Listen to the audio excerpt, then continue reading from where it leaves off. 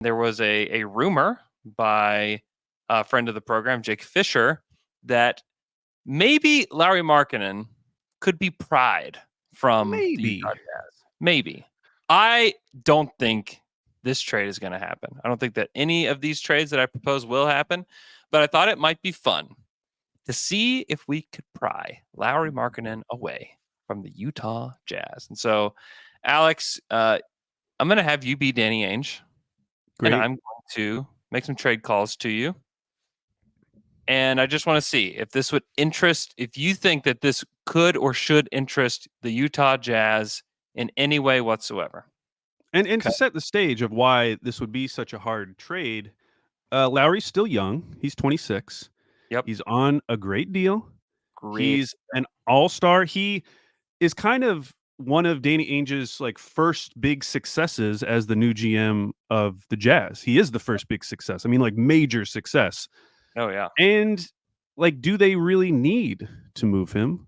I'm as Danny Ainge, I'm not feeling a ton of pressure as of right now. Now, if there was a deal that was really amazing, maybe I'd consider it. But I don't feel under a ton of pressure to move him because it's not like he's going to be a free agent this summer. You know, we have a couple years left, and he can be extended too. and he can be extended. And guess what? He'll probably be valuable once he's been extended as well. Yeah. So in the report, it talked about how some teams think that they may not want him on that extension, but I'm like, I don't know. Like, he's a 7-foot shooting forward, super efficient. As I started to look through the teams, I'm like, you know what? I don't think I can find a team that wouldn't want to, but there aren't many teams that could get in the mix. Well, good luck, Andrew. So first one, what you got? First one, Rob Pelinka and the Lakers are calling. We've got an unprotected 2029 first round pick that we're putting on the table. Could be very, very, very valuable, as LeBron likely will not be playing. We'll see. We'll see. We'll see. I can't complete this trade until until January 15th. Oh, you're killing me, Rob. Austin Reeves and Jalen Hood-Schifino, and a unprotected 29 first round pick for Lauri Markkanen. It's not going to do it. Not going to do it. I mean, listen, I do want untouchable Austin Reeves. I know that. I do want some draft equity back, but at the same time, I am loaded with draft equity coming from the Minnesota Timberwolves over the next decade. So it's not like I'm dying for it. You know, this isn't like Detroit, where I think they're like still pick neutral somehow, where I could really use some picks. In this case, it's like it'd be nice, but I'm really looking at the main pieces coming back. And Austin Reeves, very good player. Jalen Hood-Schifino, I wasn't the biggest fan coming in the draft, but he's a rookie. That doesn't do enough for me. For Lauri Markkanen, we're talking about an all-star. Speaking of Detroit, we got Troy Weaver on the line here. Hey, Danny, I'm trying to save my job. They probably need Lauri more than any team you're going to talk about, because he actually would be perfect next to Jalen Duren and Cade. Amazing with Cade, right? Yeah, but unfortunately, I just named the two players that I would want. So what do you got? Okay, not including those players, obviously. Right, got to include a SAR. Not going to include a SAR. Okay, well then the answer is no, because I know they don't have any picks. Please hear me out. Please hear me out. First rounder in 27. First rounder in 29. I don't think that's possible. As the trade machine says I can, and this is how I function. Okay. I just want to point out what they did to themselves. So that pick that is going to, I guess it's owned by New York right now. Yeah. OKC once owned it. That's protected 1 through 9 in 2027. So they would have to unprotect something for the Knicks to be able to trade 2 picks. We can say that they're going to do that. That's fine. We're going to do it. I got to save my job. I'm not going to be here in 2020. But just letting the people know that they would have to do extra things to be able to trade more than 1 pick currently. Yeah, they have really backed themselves into a corner. I backed myself into a corner here where I have to make this phone call. Okay. 27, 29, top 10 protected picks. Top 10? Listen, I got to preserve something here. Joe Harris to make the money work, and Jaden Ivey for Markkanen and Kelly Olynyk? No. The answer is no to that one. You down on Jaden? You down on Jaden Ivey? I kind Not of am. necessarily. No, I'm not. You're I not? wish they would. No, I wish they would play him more. I don't understand why they haven't been playing him like they have been playing him the last couple games, the Yeah. entire season. I got Keontae George, but who knows? That could still work in the backcourt. But yeah, just Jaden Ivey, and you're protecting the future picks for some reason. You just it sounds like you're not actually interested in making a deal. What? You're just throwing something out, Troy. What if it was a SAR instead of Ivy? A SAR No, and two firsts. if I'm Danny Ainge, like, why am I settling for less than both of those guys? Why would I trade Lauri? I'm in no rush. I'm in Yeah. no rush to do this deal. Yeah. Like somebody would have to knock me over with a deal for Yeah. me to really do it. The thing about a SAR is like he is such a great complementary player to stars that like you almost have to have like the guy in place. Kind of, I mean, like Detroit theoretically has a good situation next to Cade. They just don't have the other pieces around those guys. And the to make problem in Utah is kind of the same that is in Detroit, which is that you'd be pairing him with a non-shooting center, and Yeah. so now you're like scraping for shooting for now until the end of time to make it Yeah. work. Yeah. I don't love it So either. sorry, Troy. Yeah, I get it. It's hard but I do think like that, like we said in the beginning, it's kind of the perfect pairing. I think it would help pull Detroit out of this, and that's what ultimately they need to do. Is like I think that they're going to have to make a trade in order to make this work. Okay, Mike Dunleavy. Before you go on real quick, Mm-hmm. I didn't mention it in the beginning. I probably should have. Detroit is currently on a 21 game losing streak, and the record within season is 26 straight losses. I keep seeing people saying 28. That was over 2 seasons. Who cares about over 2 seasons? 26 straight losses. Their next 5, which would get them to 26, at Philly, at Milwaukee, at Atlanta, Utah. At home. That's the one. How about that? That's the one that people are circling for sure. How about that? And Dave DeFore mentioned this on Twitter that the Pistons have the same amount of wins that Draymond has in suspensions. So congratulations, Detroit. Well, unfortunately for them, it feels like Utah is like starting to figure some things out. Markkanen's back, so I don't. They looked pretty good with Markkanen back, and he's on a minutes restriction, and he won't be by then. I know. So good luck. Good luck. Okay, next one. Mike Dunleavy, Jr. calling from the Golden State Warriors. We'd like to include a 2027 first-round pick. Top 3 protected. Moses Moody, Jonathan Kuminga, and Andrew Wiggins for Colin Sexton and Lauri Markkanen. Wow, you really I mean, I don't know if I would have done it, but adding Andrew Wiggins into that, because I mean, you have to include you have to either include these Warriors trades, because I tried like a lot of different iterations of the Warriors trade, and it's either you have to include Chris Paul or Wiggins. I mean, I would rather have Chris Paul at this point, because especially with the Jazz, like they already kind of have one of these contracts in John Collins, who apparently they already want to move, and who has 75 years left. That would be a terrible 75 years left.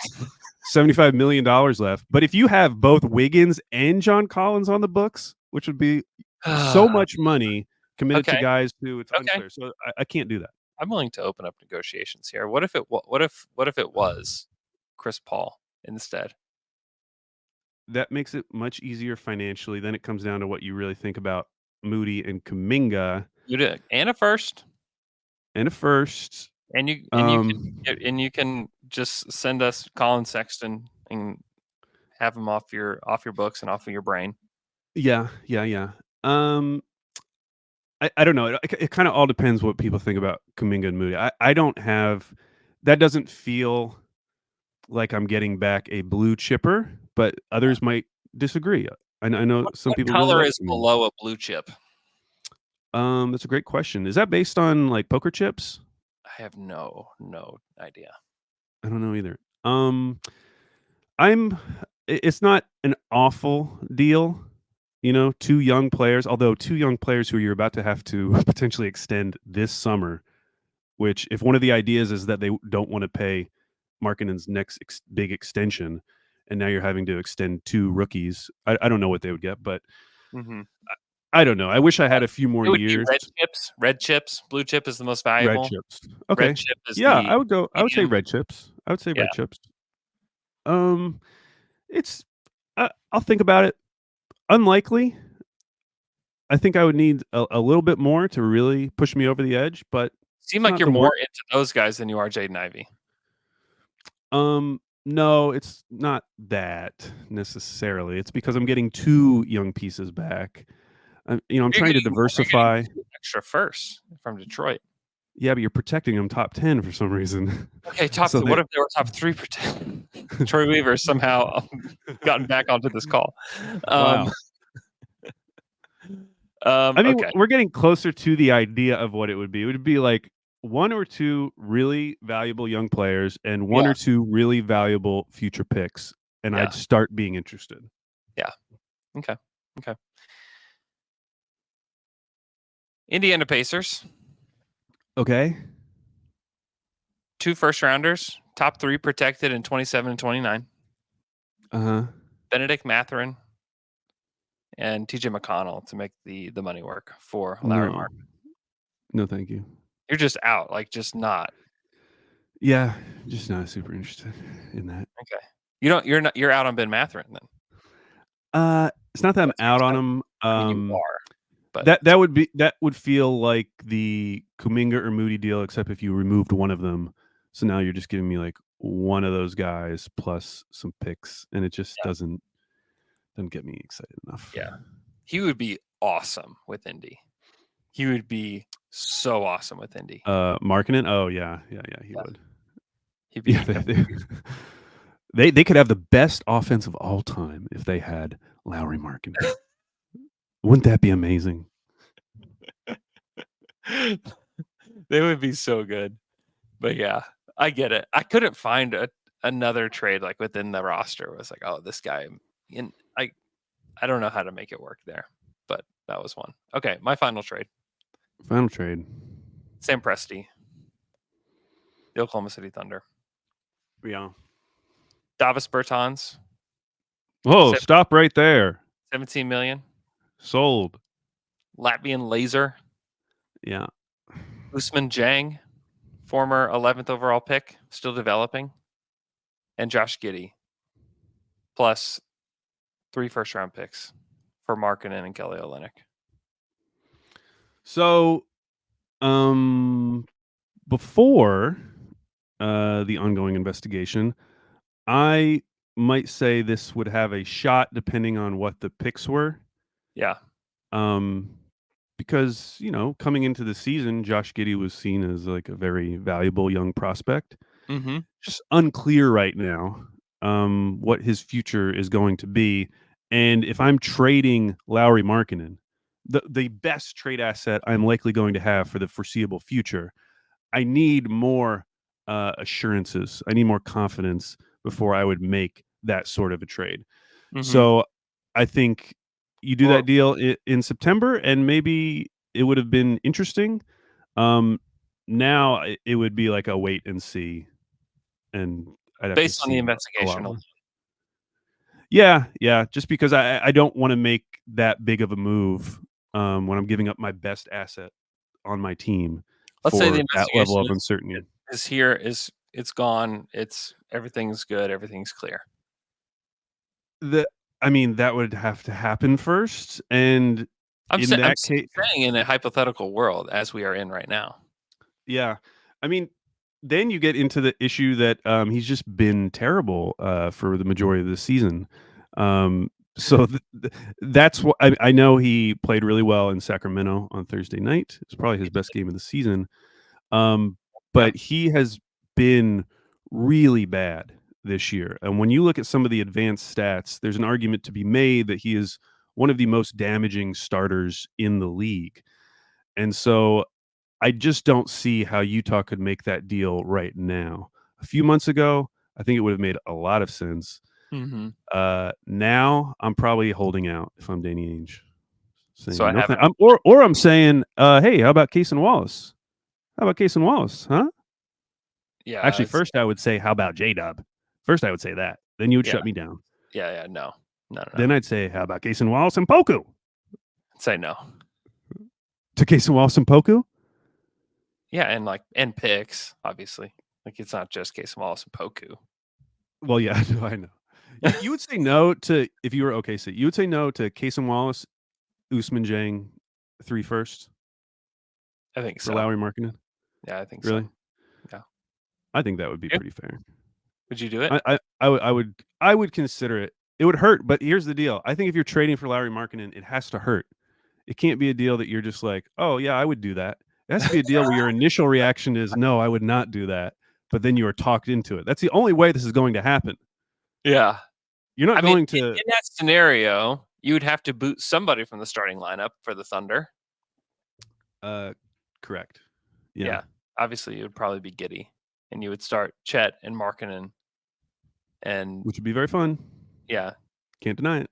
J-Dub, Dort, Shea. I mean, that'd be pretty sick.